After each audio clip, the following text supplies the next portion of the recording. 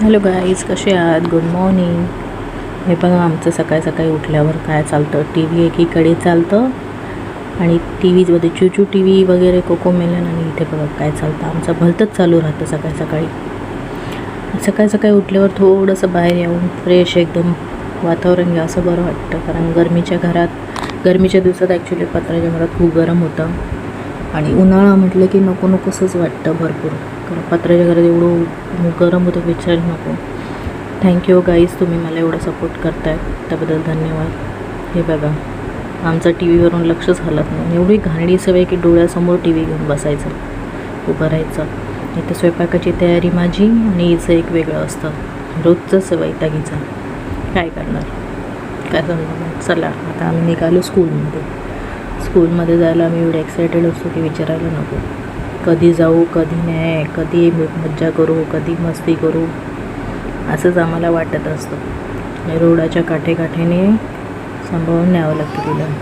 हे बघा आमच्या मुलांचा धिंगाणा चालू असतो. फक्त 3-4 मुलं अशी मस्ती करतात, बाकी सगळे शांत बसलेले असतात. अभ्यास करायचं सोडून आमचा वेगळंच धिंगाणा रोजचा चालू असतो. त्यात ही आमची एकमेव कार्टी त्यांच्या धिंगाणा.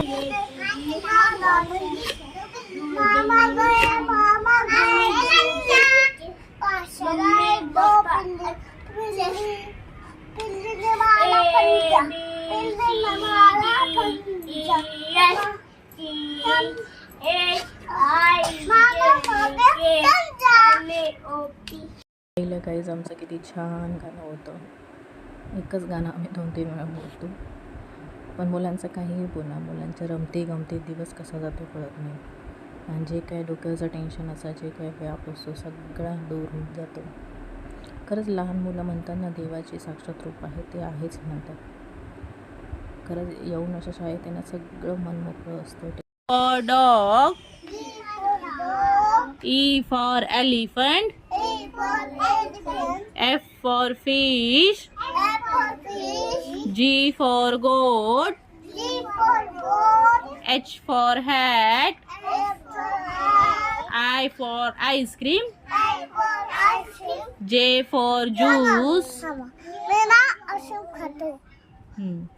J for juice, K for kite, L for lion, M for monkey, N for nose, O for orange, P for parrot, Q for queen, R for rat, S for sun, T for tiger, U for umbrella, V for van, W for watermelon, X for Xmas tree. पाहिलं पोरं कसे गाणं म्हणतात. चला तर मग guys आजचा दिवस एवढंच, इथे थांबूया. आणि गाईज प्लीज फॉलो सबस्क्राईब नक्की करा मला. मी तुमचे खूप खूप आभार आहे की तुम्ही मला आत्तापर्यंत साथ दिली. त्याबद्दल तुमचे खूप खूप खूप धन्यवाद. चला बाय गाईज.